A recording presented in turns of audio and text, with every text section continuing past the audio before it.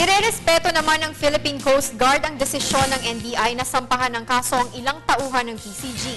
Sinabi naman ng Coast Guard na dapat magsilbing aral ang pangyayari sa lahat ng opisyal at kawani ng ahensya. Narito ang ulat ni Noel Perfecto.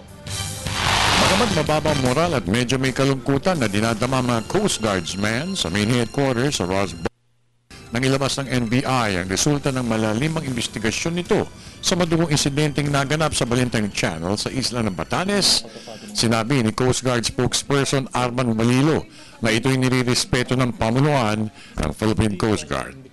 At tinatanggap rin ni Rear Admiral Rodolfo Isorena ang pagsampa ng kasong homicide at obstruction of justice sa 8 operatiba ng Philippine Coast Guard.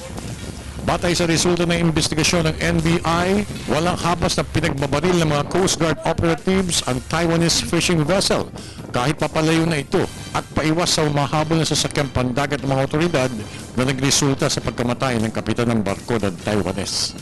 Ayon sa pahayag ni Rear Admiral Isorena, na binasa naman ni Balilo, dapat maging isang aral ang pangyayari sa lahat ng mga opisyalis at kawani ng Coast Guard upang hindi na muling maulit pa ang madugong insidente.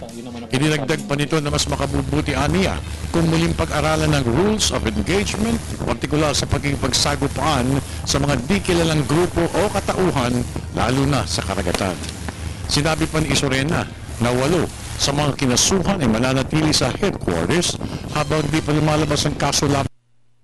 At ang 7 kasamahan nito na hindi nakialam sa insidente ay babalik muna sa kanilang mother unit. Para sa Telebisyon ng Bayan, ako naman si Noel Perfecto.